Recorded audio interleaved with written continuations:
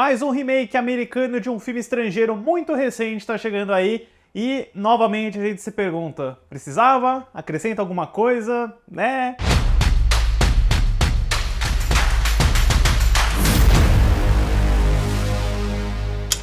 Olá, fãs da Sétima Arte, meu nome é Lucas Nascimento e esse é o Lucas Filmes e hoje eu tô aqui para falar finalmente sobre Não Fale o Mal, versão americana dirigida pelo James Watkins que chegou nos cinemas esse ano. Mas antes eu pedi para você curtir esse vídeo, se inscrever no canal e ativar o sininho para não perder notificação dos próximos vídeos. Bom, eu admito que eu não tinha assistido Não Fale o Mal, filme dinamarquês de 2022 dirigido pelo Christian Tafdrup, mas eu lembro que ele fez bastante barulho, muitas pessoas estavam falando sobre ele, e você piscou, né? Em menos de 2 anos já tinha um remake americano com produção da Blumhouse, distribuição da Universal Pictures, aquele velho tratamento dos anos 2000 que não cessa de acontecer, que é quando um estúdio americano resolve pegar um filme estrangeiro, europeu, badalado e fazer a sua própria versão em língua inglesa, né? A gente sabe que na maior parte dos casos é por causa da legendafobia dos americanos, é porque, putz, a gente pode fazer mais dinheiro com essa história que já foi testada, que a gente sabe que as pessoas já gostaram. A gente não costuma ter bons resultados na maior parte do tempo, mas eu nunca sou contra esse tipo de produção, porque eu acho que um remake oferece sim a possibilidade de uma releitura, e a gente tem, né, exemplos formidáveis desse tipo de filme, como Deixe-me Entrar, do Matt Reeves, o próprio Millennium, Os Homens que Amavam as Mulheres, do David Fincher, que é um exemplo até bem comparável em alguns aspectos. Então beleza, eu nunca sou contra esse tipo de produção, desde que você tenha algo a acrescentar, e o Não Fale o Mal é anunciado lá em 2023 com direção do James Watkins. Ele escreveu e dirigiu o filme. Eu lembro dele por trás aí do terror A Mulher de Preto com Daniel Radcliffe. Eu lembro que eu assisti no cinema esse filme, mas eu não lembro nada dele, né? Enfim, não lembro de ser ruim nem nada. E um bom elenco aí, né? Eu acho que pelo menos essas versões americanas conseguem acertar bem o casting. O James McAvoy, a Mackenzie Davis, que é uma atriz que eu gosto bastante.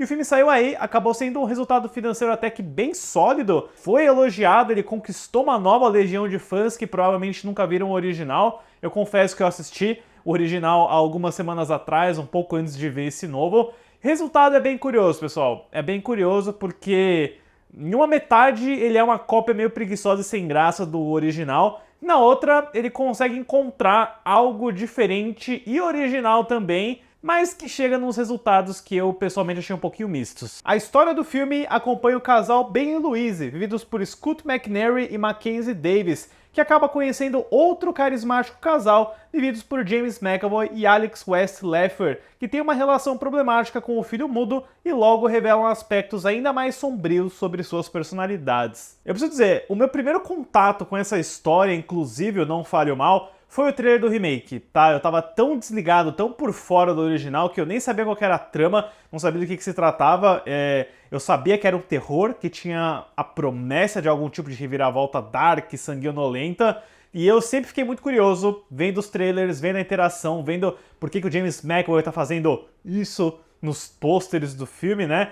Aí eu assisti o original e eu fiquei bem chocado. Eu acho que ele é um roteiro bem interessante, ele tem uma reviravolta que muda o filme inteiro, que fica na sua cabeça, tanto que quando você vai assistir o remake, você meio que já fica com a reviravolta na cabeça, né? Tipo, eu sei o que tá acontecendo, eu sei qual que é o segredo, eu sei o que eles estão escondendo, e é pesado demais, né? O original eu considero um bom filme que vai se tornando um grande filme graças ao final, graças à revelação, à surpresa macabra que ele tem ali. Eu fiquei questionando como que Hollywood iria replicar isso, né?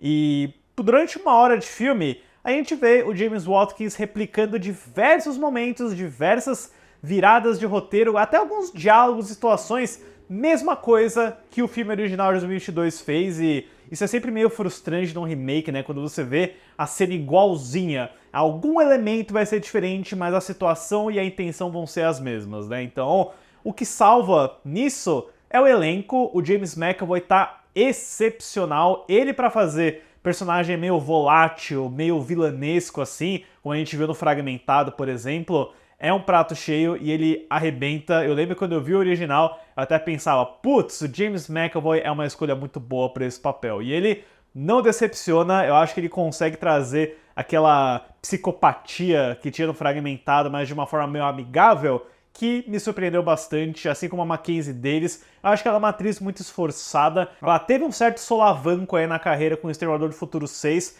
que foi um fracasso, mas eu considero ela muito bem no filme. Ela tá ótima nessa tensão, nesse show de embaraço, de envergonhamento que vai acontecer entre os dois casais, né? Porque começa com uma clássica história de amizade, os pessoal tá saindo de férias, estão na Europa, mas aí você tem aquela espécie de humor meio macabro, onde alguns deles começam a ser meio inconvenientes e você fica meio que de cara com a reação deles, né? Principalmente com o filho mudo deles, que revela que ele não tem a língua, né? Tem toda algo muito impactante envolvendo tudo isso também.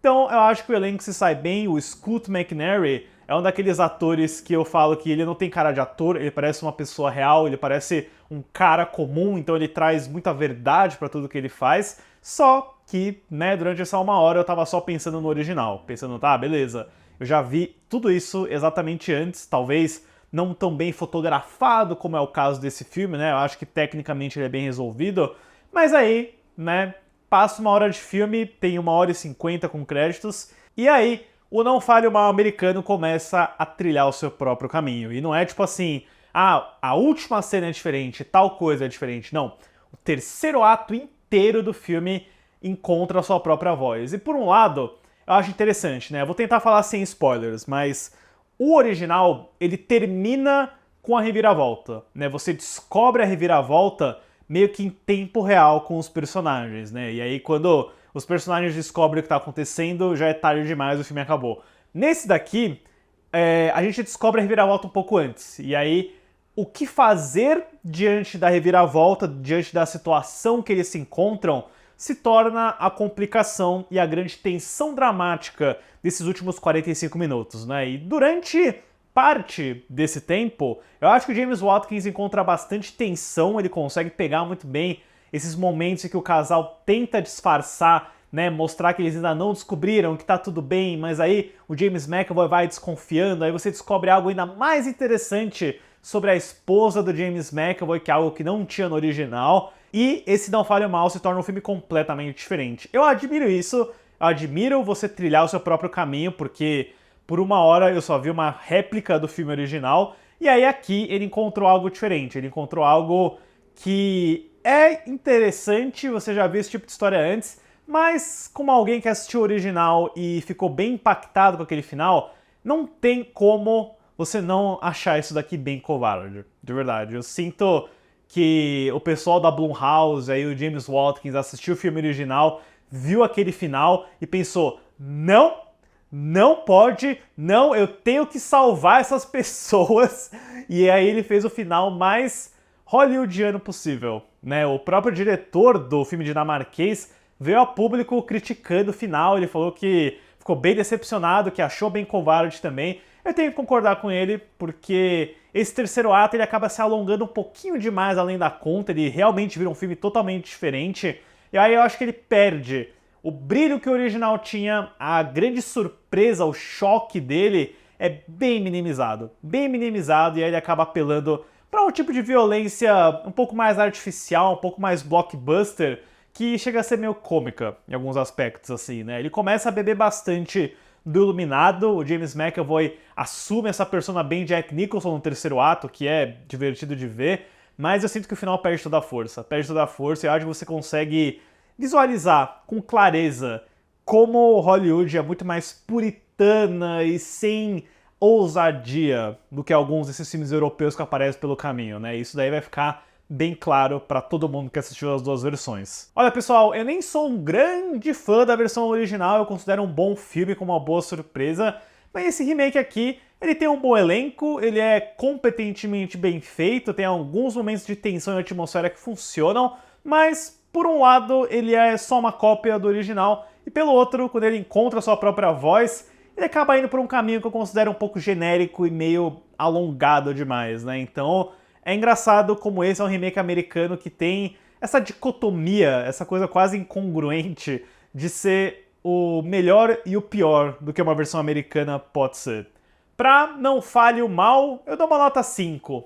Deixem nos comentários depois o que vocês acharam desse novo Não Fale o Mal e também o que vocês acharam do filme original e das diferenças gigantescas aí que tem em relação ao terceiro ato. Esse daí eu fico curioso para ver a discussão. Certo, pessoal? Obrigado pela visita e até a próxima sessão.